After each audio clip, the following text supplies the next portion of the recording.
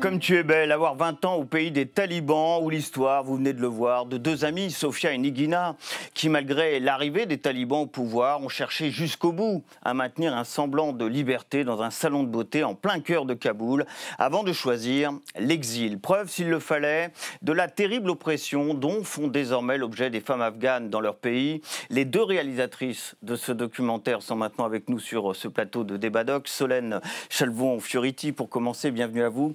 Vous êtes réalisatrice, donc grand reporter. Votre premier reportage en Afghanistan remonte maintenant à 2011 et vous êtes l'auteur, outre ce film, de ce livre. La femme qui s'est éveillée, une histoire afghane, un ouvrage disponible chez Flammarion. Vous étiez sur place il y a très peu de temps, il y a 3 semaines. Vous allez nous raconter, bien entendu, ce que vous avez vu sur place. Ce pays sans femmes, finalement. Hein, on va y revenir ensemble, bien sûr, dans un instant. On va le faire avec vous, Margot Ben. Vous êtes la co-réalisatrice, bien entendu, de ce film. Vous êtes grand reporter au service étranger du Figaro, réalisatrice, spécialiste de l'Afghanistan. Vous avez d'ailleurs vécu en une partie de votre vie et vous avez reçu, voilà 2 ans, le prix Albert Londres pour votre couverture de la guerre en Ukraine dans les colonnes du Figaro. C'est le Graal de notre profession, ce prix Albert Londres. Bravo à vous. Vous étiez à Kaboul au tout début de cette année 2025 et à la fin de l'année 2024. Et vous aussi, vous allez nous raconter ce que vous avez vu, entendu, d'ailleurs, en prenant un certain nombre de risques, en retournant en Afghanistan l'une et l'autre. Et vous allez nous raconter aussi cela après ce documentaire que vous avez réalisé, finalisé, je l'ai dit, voilà presque 2 ans maintenant. D'abord des nouvelles de Nigina, de Sofia. Où en sont-elles? On les a quittées à la fin de ce film. L'une était à Hambourg, elle souhaitait peut-être devenir infirmière, et l'autre était à Paris, et était à l'essai dans un autre salon de beauté. Où en sont-elles? Écoutez, elles sont lancées dans leur vie, comme de très nombreuses, enfin pas assez nombreuses en réalité, mais comme beaucoup de jeunes femmes afghanes qui ont quitté leurs études pour essayer de vivre une vie meilleure en Occident. Nigina est toujours en Allemagne. Elle poursuit ses études, toujours à Hambourg, elle poursuit ses études. Et Sofia a quand même, il faut dire la vérité, a navigué de salon en salon parce qu'il y a l'apprentissage de la langue qui devait se faire en même temps. Donc elle est allée de mission courte en mission courte. Et là, elle est employée en ce moment dans un salon de beauté. Elle habite en région parisienne, elle est volontaire et courageuse. Elles sont, elles nous demandent rien en fait. Elles sont vraiment lancées dans leur vie l'une et l'autre. Nigina attend son premier bébé. Voilà. Nigina attend son premier bébé. Voilà. Donc elle s'est. Donc autrement dit, elle a rencontré peut-être un Français? Un Afghan vivant en Allemagne, à Hambourg. D'accord. Et donc elle est en train vraiment de faire sa vie là-bas. Ça a été plus compliqué que pour Sofia de s'intégrer au tissu social allemand. On le sentait un tout petit peu dans votre reportage. Arrivée, ça allait être plus difficile peut-être pour elle. Voilà. Au point de vue de la langue notamment. Ouais. Ça a été compliqué pour elle, mais finalement elle se crée sa petite vie à Hambourg et voilà. Elle va très bien. Une carte pour resituer bien sûr l'Afghanistan. Kandahar, c'est la capitale des talibans, la capitale historique. Kaboul est la capitale politique du pays. 85% de la population afghane vit aujourd'hui avec moins de $1 par jour. Par ailleurs, il y a aujourd'hui 41,5 millions d'Afghans qui sont restés sur place. C'est une estimation, c'est le dernier chiffre dont on dispose. Peut-être a-t-il changé d'ailleurs depuis que nous avons ces chiffres, dont 28 millions de femmes. Racontez-nous ce que vous avez vu il y a maintenant 3 semaines en retournant en Afghanistan. Essayez de nous dépeindre ce pays sans femmes, puisque je crois que j'ai retenu cette idée comme quoi il y aurait aujourd'hui des femmes emmurées vivantes, tout simplement, dans ce pays. Je ne sais pas si cette expression vous convient. Ce pays sans femmes, à quoi ressemble-t-il aujourd'hui ? Alors, c'est pas moi qui dirais un pays sans femmes. Je pense que, connaissant Margot Ben, je pense qu'elle n'utiliserait pas non plus cette expression, un pays sans femmes. D'abord, pour les femmes afghanes, c'est très violent. Donc, c'est pas des mots que j'emploierais. Et surtout, c'était pas vrai. C'est un pays où, effectivement, les femmes sont soumises à une violence qui ne connaît pas vraiment de mots, quoi. Quel mot on emploie pour ça? On entend apartheid de genre, on entend génicide. C'est très difficile de donner un mot, pour moi, la puissance de ce qu'on voit se dérouler sous nos yeux. Il y a des régions, il y a des villes, dans l'ensemble du pays, en fait, surtout pour nous qui avons connu l'Afghanistan avant les talibans, bien mieux d'ailleurs, bien plus longtemps. Les femmes ont déserté une grande partie de l'espace public, mais pas complètement déserté d'abord, pas dans les centres urbains. À Kaboul, on voit encore des femmes sans chaperon, on voit même encore des femmes ne pas se cacher le visage. Et nos souvenirs sont donc très récents. Donc il y a un pays sans femmes, non, parce qu'en fait les femmes ne se laissent quand même pas faire. Il y a des régions, moi j'étais dans le centre du pays à Bamiyan, qui est une région en fait historiquement assez anti-Taliban, chiite, de l'ethnie Hazara, qui est une ethnie qui historiquement a plutôt toujours œuvré à l'émancipation de ses filles. Et là-bas, par exemple, on voit vraiment des filles dehors, dans les marchés, visage caché, mais quand même portant de la couleur, allant dans des écoles, des instituts secrets. On aura l'occasion, je pense, d'en parler. Donc, c'est pas un pays sans femmes, mais il est vrai que c'est un pays qui, maintenant, où les grands espaces de divertissement, entre guillemets, attention, on parle quand même d'un pays ravagé, très pauvre, donc je ne parle pas de Vegas, quoi. Mais les espaces publics de sociabilité sont des espaces sans femmes maintenant. Donc quand on voit des femmes, c'est sur des trajets, c'est se regroupant dans des endroits où elles peuvent travailler ou apprendre, et c'est pas à l'extérieur, ouais. Vous étiez à Kaboul, je crois, principalement. Oui. Vous avez le même sentiment Oui, parfaitement. C'est pour ça qu'en fait, en Afghanistan, il y a des femmes. C'est simplement qu'on ne les voit pas autant et que... Mais elles continuent de tenter d'utiliser cette expression tout à l'heure. Bien sûr, de manière un peu provocante, bien sûr. Elles continuent de tenter de résister à leur manière, mais la raison pour laquelle elles n'y parviennent pas, c'est non seulement à cause cette répression inimaginable dont elles souffrent, mais c'est aussi à cause de la répression de manière plus générale. C'est-à-dire que, par exemple, j'ai rencontré des poètes qui tentaient de se rassembler, hommes et femmes, qui aujourd'hui ne le peuvent plus parce que, à chaque fois qu'ils tentaient de se rassembler, eh bien, les talibans les en empêchaient, fermaient les locaux, etc. Ça ne veut pas dire qu'ils se retrouvaient tous en prison ni rien, mais c'est simplement que voilà, c'est ces espaces dont parlait Solène qui disparaissent au jour le jour. Il y a des jeunes garçons et filles qui, hier encore, dansaient, se permettaient des petites transgressions comme celle de Sofia Inigina dans le film, qui se permettait d'essayer de danser dans les parcs alors qu'ils n'en avaient pas le droit, ils se mettaient en danger, mais ils y parvenaient encore il y a quelques temps, et aujourd'hui ce n'est plus du tout possible. Et on parle vraiment d'hommes et de femmes. Donc les femmes tentent de résister. Elles ont tenté de manifester au début. Elles ont tenté de manifester au début. C'était d'ailleurs principalement des femmes qui revendiquaient leurs droits. Mais aujourd'hui, on ne les voit plus tellement, simplement à cause de cette chape de plomb qui étouffe la société afghane dans son ensemble. Parce qu'il faut prolonger ce documentaire. Les salons de beauté en Afghanistan, aujourd'hui, c'est fini. Ils sont fermés, c'est ça? Et il y a eu d'autres mesures extrêmement contraignantes pour les femmes, oppressives, qui ont été prises ces derniers temps. Oui, alors il faut quand même dire que celle-ci a été très violente, parce que jusque-là, si vous voulez, en fait, à chaque fois qu'il y a un interdit, l'interdit, c'est pas que l'interdit, c'est pas que le salon de beauté, c'est que interdire les salons de beauté, ça voulait dire, ça y est, on s'attaque au secteur privé. Alors qu'avant ça, c'était les écoles publiques, c'était les femmes fonctionnaires, dans l'écrasante majorité des ministères. Et donc, voilà, c'est comme ça que fonctionnent les gens sur place. Vous voyez, on se dit, bon, ça s'est coupé, il reste un interstice dans lequel je vais pouvoir me faufiler. Et en fait, les salons de beauté, il y a comme ça, parmi ces décrets, dont beaucoup de décrets, il faut aussi pas se raconter d'histoire, beaucoup de décrets sont très symboliques et ne sont pas appliqués d'ailleurs. Mais celui-ci était... C'est une question que je voulais poser. Celui-ci était très grave pour les Afghans.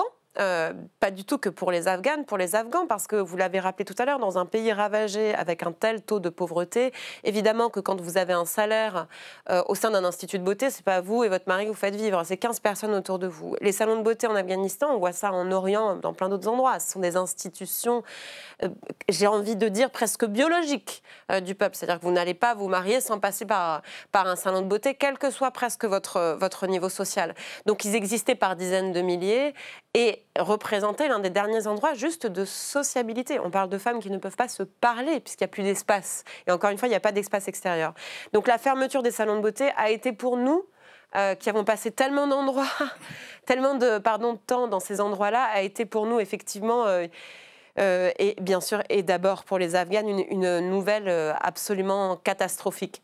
Les autres décrets, on les a accueillis avec aussi avec horreur. Et il y en a notamment qui interdit, enfin qui demande de faire en sorte à ce qu'on ne voit pas, absolument pas les femmes à l'intérieur de leur logis de l'extérieur, autrement dit de camoufler toutes les fenêtres qui pourraient donner accès à une visibilité des femmes à leur domicile, par exemple. Alors ça c'est encore appliqué une fois... à Kaboul, est-ce applicable? Alors, encore une fois, ça, c'est des degrés, comme le mentionnait la Solène, il y a beaucoup de décrets qui sont plus symboliques qu'autre chose. En fait, ce qu'il faut savoir, pour vraiment aller dans les grandes lignes, c'est qu'il y a des dissensions entre différents clans, si l'on peut dire, talibans. Il y a un débat sur cette question au sein des talibans.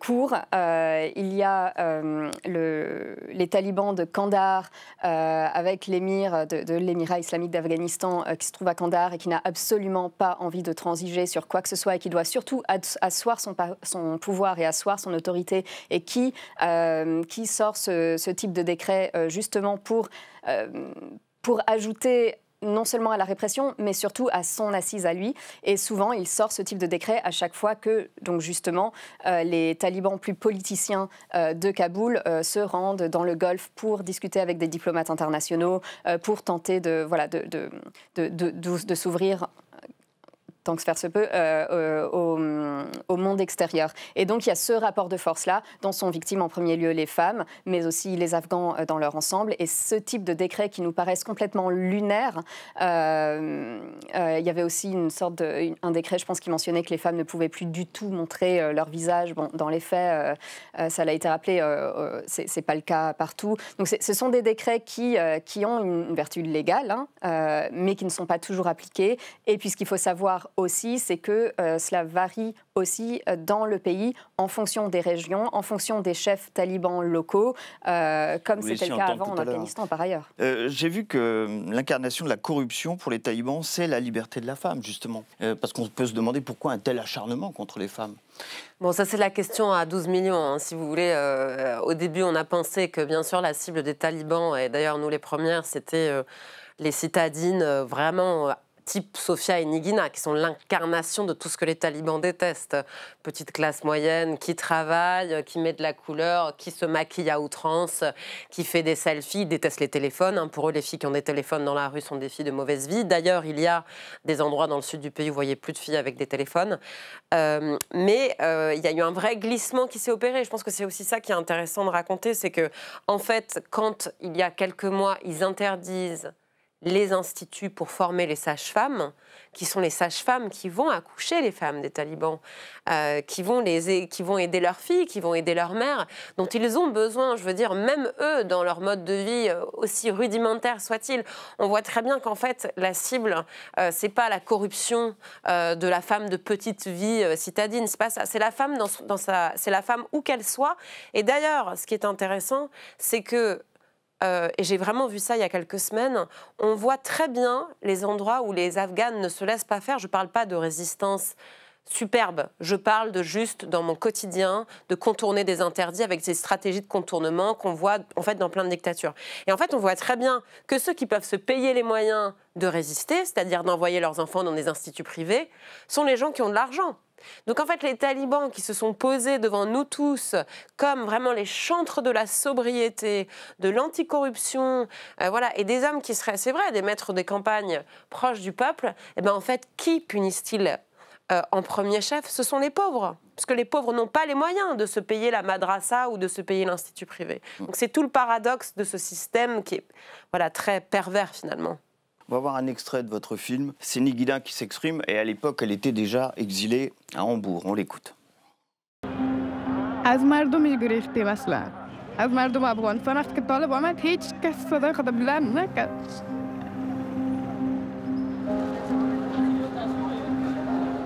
مکتبات طالبان است چوب شیشتن قیمتی شده چوب شیشتن هنوز امنیت نیست چوب شیشتن سرزنشان ظلم میشه چوب شیشتن. Voilà ce que nous dit Nigina dans votre film. Tout le monde s'est tu et tout le monde se tait aujourd'hui en Afghanistan. Néanmoins, vous disiez qu'il pouvait y avoir peut-être un rapport de force au sein des talibans sur cette question précisément des femmes ou au sein de la société afghane aujourd'hui. Il y a peut-être un certain nombre de personnes qui s'inquiètent de cette oppression exercée sur les femmes. C'est le cas ? Alors, ce qui est vrai, c'est que quand les talibans sont arrivés au pouvoir, Alors tout le monde ne s'est pas tu. Il y a eu des manifestations de femmes qui n'étaient pas, qui n'étaient pas très grandes, mais qui avaient le mérite d'exister et qui étaient extrêmement courageuses. Et un certain nombre d'activistes et de femmes se sont retrouvées en prison, ont été torturées, parfois ont été tuées, etc. Donc tout le monde ne s'est pas tu. Mais c'est vrai que beaucoup de gens ont fui et beaucoup de gens, essentiellement des hommes, c'est vrai, il faut le reconnaître, se sont tus. Pourquoi ? Pour plusieurs raisons.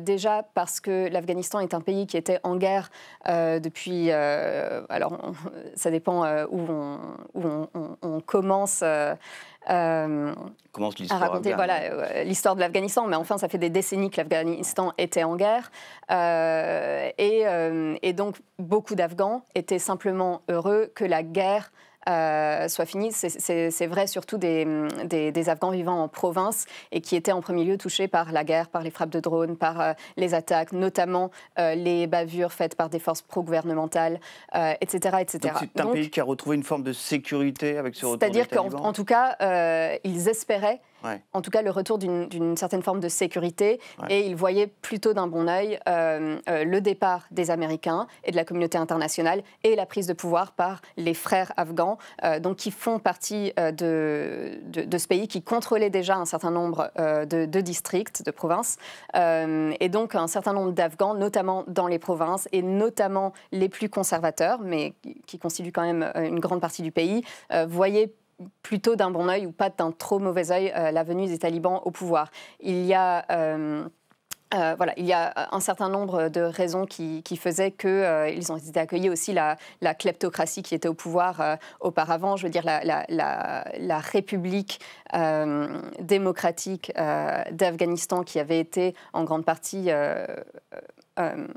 dont la mise en place avait été en grande partie aidée par les Américains, était en fait une sorte de kleptocratie qui tenait grâce aux milliards qui étaient injectés par la communauté internationale. Et on voit bien qu'à peine les talibans arrivaient dans Kaboul, le président est parti en 2-2 en hélicoptère avec des valises de billets, avec ses plus proches conseillers, que toute cette caste-là est partie pour Dubaï, pour ailleurs. Ils vivent aujourd'hui en Europe, en Californie, etc. Donc, une grande partie des Afghans en avaient marre, en fait, de cette caste-là qui gardait les milliards dans ses poches, dans ses comptes en banque à l'étranger et qui ne reconstruisait pas le pays. Donc, il y avait ce ressentiment-là et un espoir en, justement, ces frères afghans qui venaient réasseoir les traditions afghanes, etc. Ça ne représente absolument pas tout le pays, tous les Afghans, mais une certaine part des Afghans. Il ne faut pas non plus oublier que c'est un pays largement très conservateur.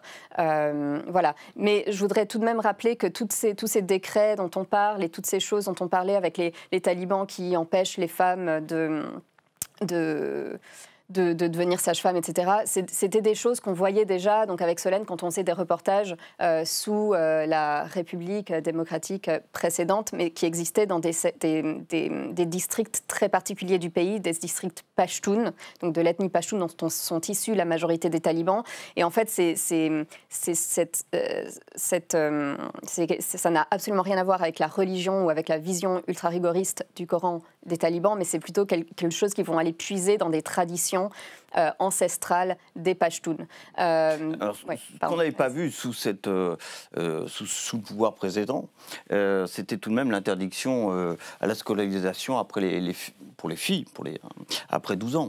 Et ça, Ah oui, non, mais bien sûr. Non, mais de toute façon, il ne faut pas se... Margot a très bien dit, c'est-à-dire que dans le sud du pays, clairement, le sud du pays n'a pas changé. Mais on parle du sud du pays. Et l'Afghanistan, c'est beaucoup plus vaste, avec des très, très grandes fractures, à la fois visuelles, si vous voulez, mais aussi ethniques, culturelles, de développement, etc. Donc, qu'est-ce qu'elles font, ces jeunes filles qui ont plus de 12 ans aujourd'hui, qui ne peuvent plus être scolarisées? Donc, je reviens sur ce que je disais. Dans le sud du pays, leur vie n'a pas vraiment tellement changé que ça, puisque c'est des régions qui ont été aussi des régions qui étaient sous le feu des bombes, du coup, depuis quasiment 40 ans, si on remonte effectivement avant les soviétiques. Aujourd'hui, là encore, c'est-à-dire que vous répondre de façon homogène, c'est mal vous répondre. Parce que si elles sont à Kaboul, elles peuvent avoir la chance chance d'avoir dans un périmètre assez rapproché une école dite secrète, mais attention parce que là encore une fois d'une région à l'autre elles sont plus ou moins secrètes. Vous avez des gouverneurs talibans qui ne sont pas dupes sur le fait qu'il existe des écoles et qui voilà, demandent à leurs agents à minima, au pire de les faire fermer, à minima juste de détourner le regard. Et puis il y a d'autres endroits, malheureusement, avec des gouverneurs et des personnalités extrêmement rigides qui ne sont pas seuls sur leur localité, c'est-à-dire qu'ils ont des oulémas, c'est-à-dire des docteurs en religion autour d'eux. Ils ont malheureusement la police des mœurs, qui est aussi une nouvelle invention, complètement nouvelle voilà, pour nous, qu'on n'avait jamais vue en Afghanistan avant et qui ont de plus en plus de pouvoir et qui sont très très nuisibles, détestés par une grande partie des Afghans par ailleurs, les agents de la répression du vice. Et donc, fort par moment, par région en fait de ces petits groupes, voilà, ce sont ces groupes-là qui font la loi et qui peuvent décider que l'école secrète saute, que les femmes n'ont pas le droit de école secrète financée par qui? Par des capitaux extérieurs? Ça dépend en fait, parce que là encore il n'y a pas de milieu homogène. On sait qu'il y a des institutions internationales très importantes qu'on ne nommera pas parce qu'en fait ils ne le font pas eux-mêmes et on n'a pas intérêt à le faire pour eux, qui appuient ce qu'ils veulent appeler dans le jargon plutôt des écoles, ils disent même pas écoles, ils disent des centres communautaires, voilà, qui sont en fait des maisons qui regroupent à un étage, qui vont regrouper quelques jeunes filles, et puis on peut avoir des structures qui sont plus normées, supportées par tout simplement votre fille que vous envoyez dans cette école-là, vous lui donnez un petit billet qu'elle va donner à la prof, et là il n'y a pas de soutien extérieur, voilà, il n'y a pas de... Rien n'est en ce moment... Tout est vraiment à la discrétion des gens sur place, des communautés, du Malek, c'est-à-dire du sage du village, mais aussi par moments avec la complicité du mollah qui va être à la mosquée, du bon vouloir du gouverneur. On ne peut pas, en tout cas, moi, de mon point de vue, de ce que j'ai vu, je ne pourrais pas du tout tirer de grandes lignes. Nigina, Sofia se sont exilées, l'une après l'autre. Le nombre de femmes exilées aujourd'hui, femmes afghanes, qui ont choisi elles aussi l'exil, on en a une idée? On peut quantifier un tant soit peu les choses aujourd'hui? Alors moi, j'ai pas de chiffres exacts et je pense que personne, on est tous bien en peine d'avoir des chiffres exacts sur les exils de femmes et d'Afghans en particulier. Ce qu'il faut dire, c'est qu'il y a exil et exil. Il y a un très très grand nombre d'Afghans qui n'ont pas pu s'exiler jusqu'en Europe, jusqu'en Occident, et qui sont allés, et c'est le cas en fait, comme toujours, lors de tout conflit, renversement de régime, etc. C'est ce qui se passe tout le temps. Les gens émigrent vers les pays limitrophes. Oui. Alors on va voir la carte pendant que vous nous parlez. Oui. Peut-être... J'imagine que vous pensez surtout à l'Iran et au Pakistan? C'est ça, Iran et Pakistan. Beaucoup d'Afghans, d'Afghanes sont partis par là. Ce qu'il faut savoir, c'est qu'aujourd'hui, une Afghane ne peut pas voyager seule. Elle n'en a pas le droit. On a vu toutes les deux des Afghanes se faire refouler à l'aéroport. On en connaît qui n'ont pas pu quitter le pays pour cette raison-là. Donc aujourd'hui, quand on est une Afghane et qu'on souhaite quitter le pays, il faut avoir un chaperon réel ou qu'on paye, qui va accompagné par-delà la frontière. Il faut ensuite avoir les ressources de pouvoir survivre dans le pays frontalier, en sachant qu'en Iran et au Pakistan, la répression à l'encontre des Afghans est absolument terrible. Ils ne sont pas les bienvenus. Ils ne sont absolument pas les bienvenus. En Afghanistan, ce sont eux qui font les travaux que personne ne veut faire. Ils sont extrêmement mal payés, surexploités, battus. Bref, ils ont une vie absolument terrible. Et au Pakistan, non seulement ils subissent également énormément de discrimination, mais ils sont également aujourd'hui renvoyés par milliers en Afghanistan, ce qui est... Bref, on en parlera peut-être ensuite, mais c'est aussi une stratégie diplomatique du Pakistan pour asseoir un peu son pouvoir sur les talibans. Enfin bref, on en parlera peut-être ensuite, mais aujourd'hui, les Afghans et les Afghanes ne sont absolument pas en sécurité en Iran ni au Pakistan. Et les plus vulnérables sont évidemment les femmes, puisque celles qui partent seules ou seules avec leurs enfants n'ont bien souvent pas la possibilité d'avoir recours à de l'aide de la part d'Afghans, qui voient d'un très mauvais œil, s'ils sont conservateurs, une femme qui est partie d'Afghanistan. Et puis elles subissent des discriminations, des violences, tout ce qu'on peut imaginer aujourd'hui. Et bien sûr, ce risque d'être renvoyé au pays. Et là, c'est... Et puis il y a celles comme Sofia et Nigina qui ont pu aller en Europe. Bon, alors est-ce que les pays européens ont pris leur part avec des demandes d'asile qui seraient plus facilement non, pas du tout. délivrées pour ces femmes? La France a en tout cas affiché cette volonté. Affiché cette volonté cosmétique. Nous avons eu droit à 3 opérations de com et des caméras à l'aéroport. Il y a 2 ans, on avait d'ailleurs, aux côtés de France Terre d'Asile, fait partie d'un collectif qui s'appelait Accueillir les Afghanes, afin que justement les Afghanes qui ont interrompu leur scolarité, leurs études, puissent régénérer leur savoir et pouvoir avoir des entrées facilitées en Europe, ne serait-ce que pour se maintenir à niveau. Vous savez, la question, c'est aussi quand on parle de qu'est-ce qu'on peut faire et de grands mots de résistance. L'une des résistances vraiment que demandent les Afghanes, c'est juste de pouvoir maintenir des savoirs. Qu'est-ce qu'on va faire quand il y aura plus, quand les médecins, les femmes médecins, elles vont mourir ou elles vont être à la retraite? Il n'y a plus personne pour faire ce travail-là. Donc il faudra bien à un moment donné que les sœurs afghanes puissent retourner chez elles ou en tout cas puissent former d'autres de leurs sœurs. Donc là-dessus, non seulement il n'y a pas eu d'accueil spécifique, mais même on voit bien que en ce moment au ministère de l'Intérieur, il y a une vraie croisade à l'égard des Afghans, dont à cause en fait de plusieurs attentats qui ont été commis par des migrants afghans ces derniers mois, ces 2 dernières années en Europe. Eh bien, voilà, on sait très bien comment ça se passe et les femmes afghanes payent évidemment pour ces conduites-là, ce qui est quand même vraiment, quand on y réfléchit, un grand paradoxe, parce que si on veut vraiment aider les Afghanes, et ça s'est répété dans les chancelleries occidentales sur l'éternelle question de la solidarité, droits de l'homiste. En fait, si on veut aider les Afghanes, on fait quand même tout ce qu'il faut pour ne pas le faire, parce qu'on maintient des sanctions économiques qui font qu'on ne peut pas aider, par exemple, envoyer de l'argent pour les écoles clandestines. Et par ailleurs, on n'a pas du tout modifié la politique d'asile, qui est une des seules façons, en tout cas, de pouvoir faire notre part.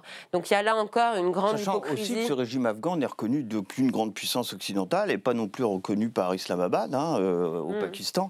Ce régime actuel n'est reconnu sur le plan international par aucun pays, ou presque.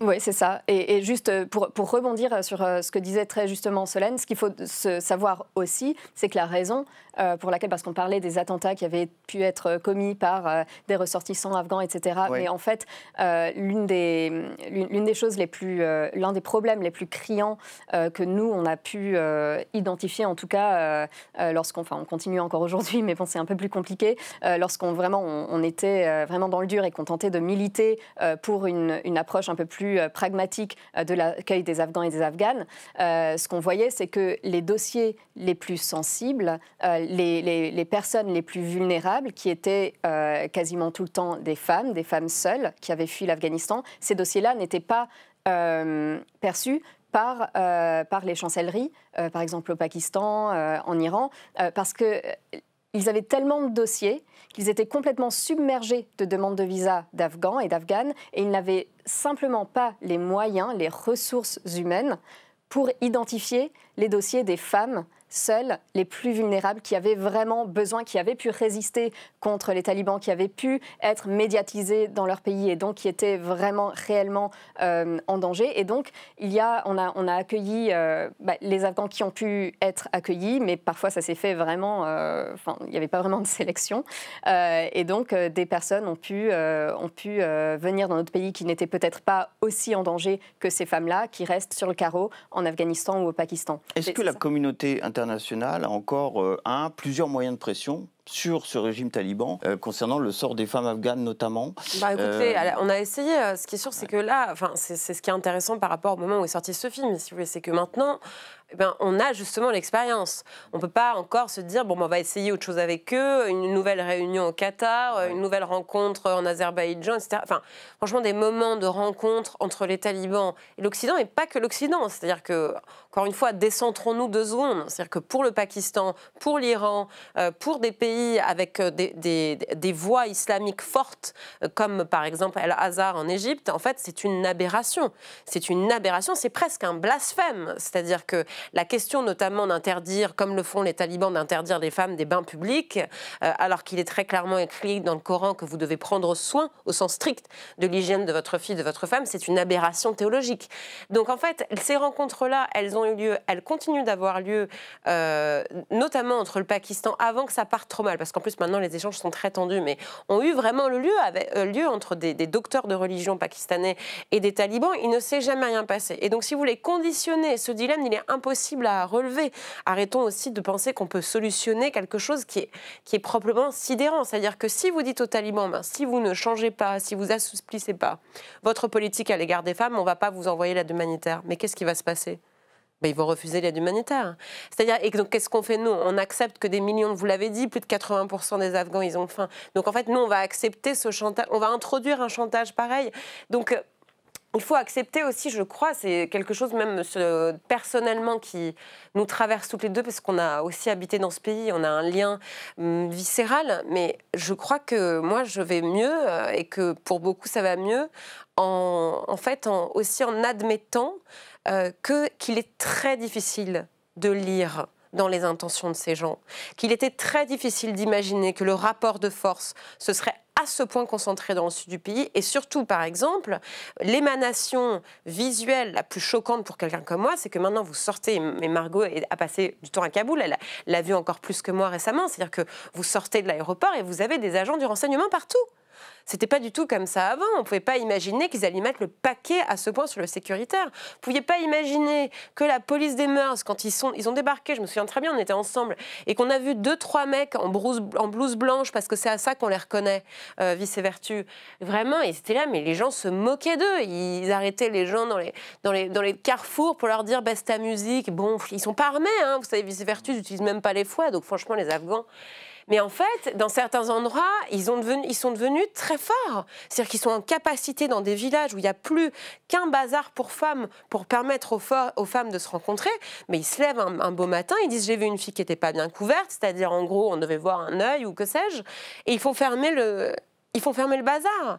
Donc en fait, il y a il y a des nuisances qui interviennent d'endroits qui ne sont pas forcément bien identifiés, qui ne proviennent même pas des ministères dont nous, on aurait imaginé, par exemple le ministère de l'Intérieur, on aurait pu dire ça va venir d'eux, mais non, en fait, c'est plus complexe que ça, c'est des jeux vraiment politiques qui se jouent dans le sud du pays, et donc il faut aussi admettre que c'est un peu du jour le jour et qu'il faut rester, je crois, ouvert au débat avec eux, en tout cas. Alors, quoi qu'il en soit, les États-Unis ont maintenu leurs sanctions, hein, comme d'autres pays d'ailleurs, mais enfin, les États-Unis principalement. Mais enfin, sous l'ère Biden, en tout cas, l'ennemi juré... Autrement dit, les États-Unis, des talibans étaient toujours son plus grand bailleur de fonds. C'est-à-dire que les États-Unis ne reconnaissent pas ce pays, mais néanmoins, l'administration Biden, par exemple, j'ai là un chiffre, hein, aurait investi plus de 20 milliards de dollars tout de même en aides diverses et variées, à commencer par l'aide humanitaire. Est-ce que Donald Trump s'est exprimé à propos de l'Afghanistan depuis son arrivée à la Maison-Blanche? Et a-t-il changé un peu, un tant soit peu, cette ligne Biden? Alors oui, déjà, il me semble qu'au début de l'année, il a dit qu'il ne verserait plus d'argent à l'Afghanistan. Et puis par ailleurs, il y a eu le gel de toute l'aide de USAID qui a très grandement impacté un certain nombre d'organisations sur place. Donc oui, il y a eu un réel impact. Mais en fait, tout ça raconte plusieurs choses. Déjà, ça raconte ce statut un peu... bâtard dans lequel se trouvent les organisations internationales, c'est-à-dire qu'officiellement on ne reconnaît pas le régime taliban, mais l'ONU continue d'être très fortement présente aujourd'hui dans le pays et chapeaute un petit peu toute l'aide humanitaire, c'est-à-dire que même des organisations qui ne font pas partie de l'ONU doivent recevoir leurs fonds via l'ONU, qui est devenu un peu le canal, comme on ne peut pas envoyer d'argent en Afghanistan officiellement, on ne peut pas risquer d'aider le régime et qu'on ne peut pas financer ce régime non reconnu, eh bien on passe via l'ONU, ça crée toutes sortes de problèmes, beaucoup d'argent se perd, c'est-à-dire que les bénéficiaires reçoivent une petite partie de tout cet argent qui est envoyé. Donc voilà, il y a tout ce système qui est complètement inadapté, pas du tout pragmatique, qui énerve beaucoup les humanitaires qui voient sur le terrain les impacts sur leurs bénéficiaires. Et puis il y a aussi ce recul américain, mais on ne sait pas au jour le jour de ce que va faire Trump. Donc peut-être qu'il reviendra sur sa décision face à la pression du milieu humanitaire. Enfin, j'en sais rien. Mais ce qu'on voit en tout cas, c'est qu'aujourd'hui, les Afghans ont besoin ils ont besoin d'argent, ils ont besoin d'aide humanitaire. Un enfant sur 2 est en grave besoin d'aide alimentaire. Le niveau de pauvreté, le niveau de chômage a bondi. Donc il faut repenser notre approche. D'ailleurs, à propos de ces dons, en vous remerciant toutes les deux vraiment d'avoir participé à cette émission après la diffusion de votre formidable enquête, formidable reportage. Et j'ai lu quelque part qu'il y a une énorme baisse des dons en faveur de l'Afghanistan aujourd'hui. Évidemment, il y a l'Ukraine. Il y a évidemment ce qui se passe à Gaza et cela a généré une énorme baisse des dons concernant l'Afghanistan. Donc j'espère que votre message était bien entendu également. Merci aussi à Félicité Gavalda qui m'a aidé à préparer cette émission aux côtés de Yasmine Benaïssa. Vos commentaires, vos réactions, ça sera sur #Débadoc comme d'habitude et je vous retrouverai pour un prochain Débadoc avec bien sûr son documentaire et son débat. À très bientôt.